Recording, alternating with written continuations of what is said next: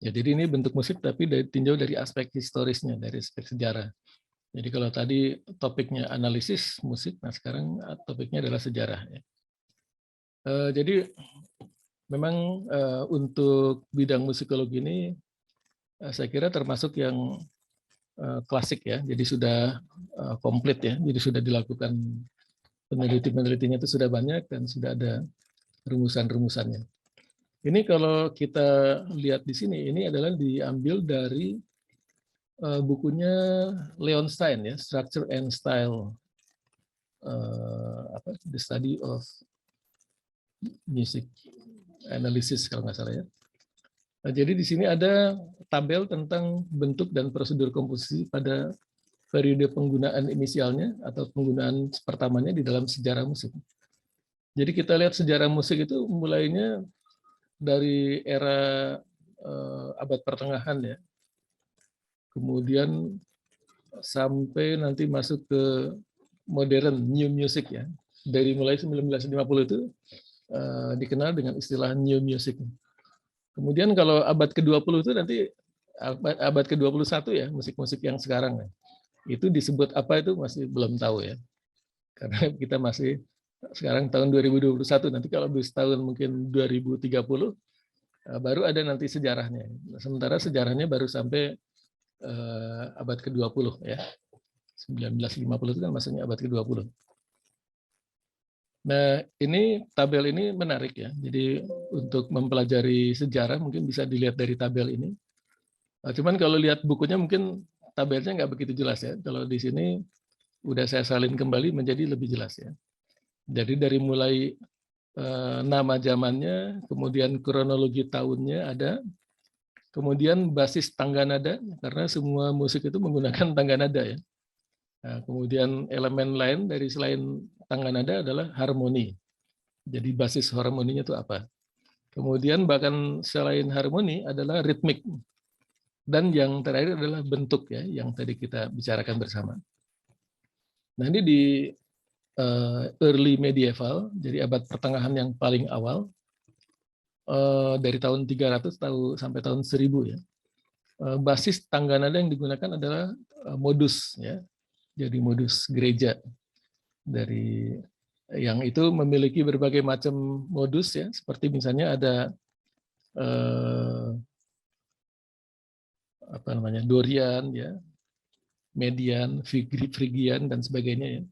Nah, ini modus. Jadi tidak ada tangga nada yang tetap seperti di tonal misalnya mengacu kepada tonik ya. Di sini semua nada itu bisa jadi nada pertama.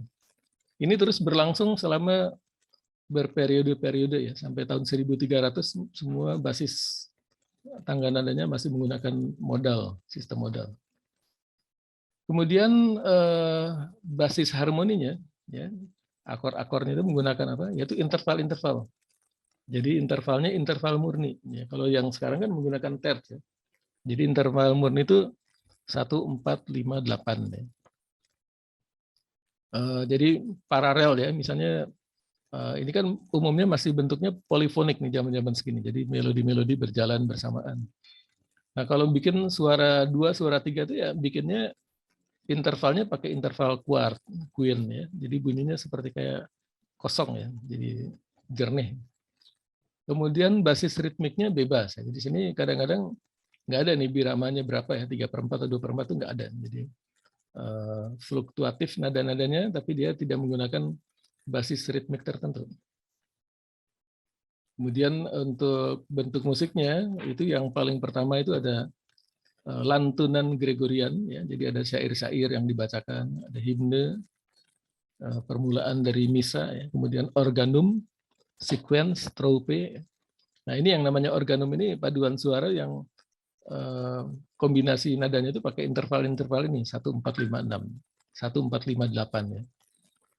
Kemudian di periode berikutnya masih abad pertengahan itu Romanesque, zaman Roman ya.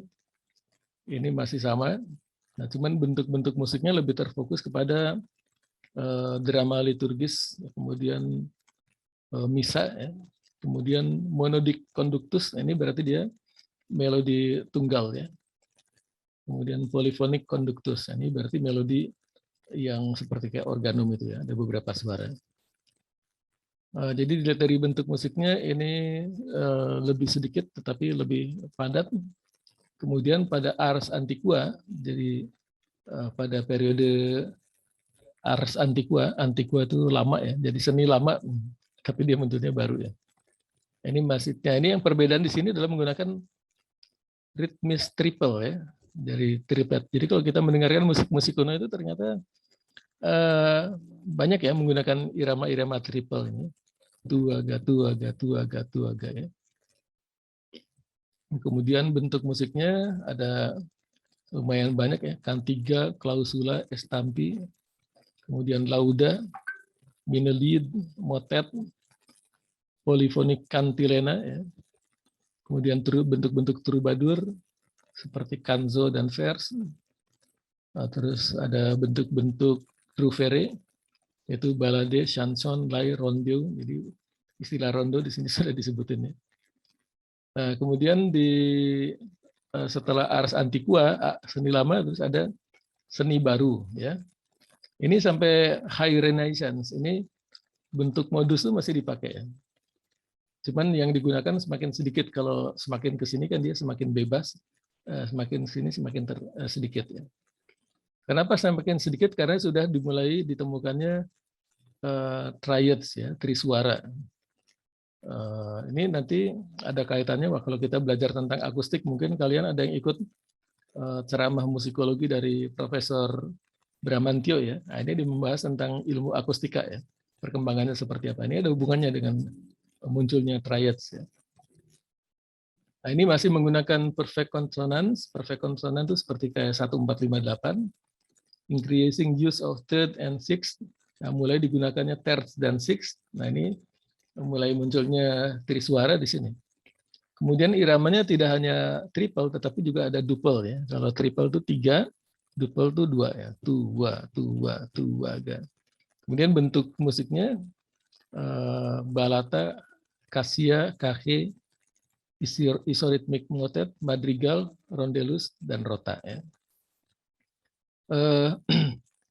Di early Renaissance, Renaissance awal ini masih terpengaruh dari musik abad pertengahan ya, musik vokalnya masih banyak ya, menggunakan bentuk-bentuk tarian balet ya. Kemudian tipe-tipe misa ya, seperti free, parodi, plain song, tenor, dan sebagainya.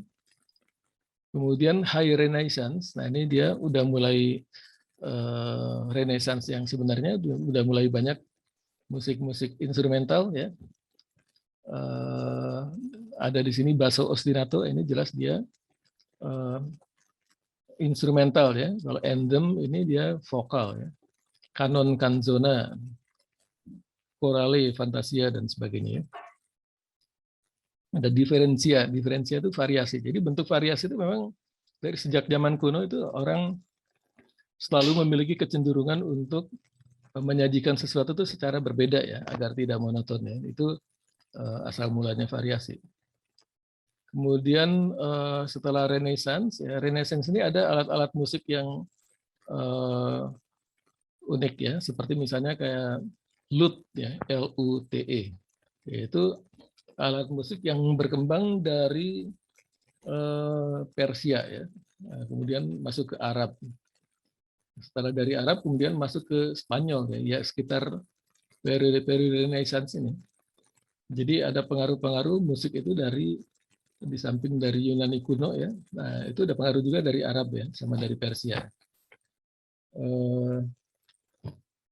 Kemudian setelah Renaissance nanti masuk ke Barok ya. Barok ini sudah pengembangan. Tetapi saya mungkin perlu menyampaikan sesuatu terkait dengan Renaissance ya. Renaissance itu kan kebangkitan, jadi suatu kebangkitan baru ya saat itu. Mungkin kalau sekarang bisa dikatakan apa? Modernisasi ya, semacam itu. Nah, di sini musik cukup berkembang ya, khususnya di Spanyol itu alat dengan masuknya umat Islam ya ke Spanyol itu Ada buku-buku peninggalan Yunani yang kemudian ditulis kembali menjadi pengetahuan-pengetahuan baru ya. Itu terkait dengan kedokteran dan sebagainya. Di antaranya juga tentang musik ya. Filsafat musik juga berkembang pada saat ini. Terjadi banyak diskusi-diskusi. Khusus tentang alat musik itu yang berasal dari Arab itu kan macam-macam. Ada yang namanya arbab ya, itu yang digesek. Ada yang dipetik seperti al-ud. Namun ketika terjadi satu semacam kayak politik ya, anti Arab, nah kemudian instrumen-instrumen tersebut dimusnahkan ya. Tetapi tidak seluruhnya musnah. Jadi yang dibawa orang ke tempat yang lain, misalnya ke Eropa Barat dan sebagainya. Nah, untuk yang di Spanyol itu tidak betul-betul musnah karena sebenarnya dia membuat replika-replika yang baru ya. Kemudian ada inovasi misalnya kan, yang bentuknya yang membedakan dari alat-alat musik Arab ya. Itu alat yang terkenal disebut dengan vihuela. Nah, vihuela ini dia memiliki variannya ya, ada yang untuk bass, melodi dan sebagainya. Kemudian dari cara bermainnya ada vihuela yang dipetik ya, disebut dengan vihuela de plectra. Kemudian ada vihuela de arco. Nah, vihuela de arco itu yang digesek ya. Ada lagi vihuela de manyo. Manyo itu artinya tangan. Jadi dia memainkannya dengan cara dipetik oleh tangan. Nah, alat-alat musik ini kemudian berkembang. Kalau yang vihuela de manyo di periode berikutnya ya, di zaman barok, nah dia berkembang menjadi instrumen lute ya. Termasuk ada lute Renaissance juga itu banyak berkembang di Eropa ya, karena di Spanyol itu ada alat musik yang khusus yaitu vihuela ya, yang secara prinsip sebenarnya hampir sama ya dengan lute ya. Cuman lute ini di Eropa berkembang, jadi udah tidak seperti kayak lute aslinya lagi, menjadi semakin rumit ya. Seiring dengan perkembangan musiknya juga saat itu, jadi di zaman Renaissance juga sudah mulai ada temuan-temuan tentang akord ya, sehingga sistem tonik itu berkembang. Ini diatonik sudah dikembangkan, jadi ada hubungannya dengan pengembangan alat musik. Kemudian secara teori juga musik dibagi, nada-nadanya dibagi tidak menjadi 7 nada, tetapi menjadi 12 nada ya, sehingga kemungkinan modulasinya semakin banyak ya. Sehingga instrumen lute itu di Eropa semakin rumit ya, khususnya di zaman barok ya. Nah, kemudian senarnya pun konon bisa sampai mencapai 24 senar ya, jadi agak rumit ya. Kok bisa sampai demikian ya? Karena memang ada senar-senar yang tidak perlu dipencet ya. Jadi ada yang bagian yang dipencet, ada juga yang tinggal dibunyikan. Jadi itu semakin rumit, dimainkannya pun juga semakin rumit ya.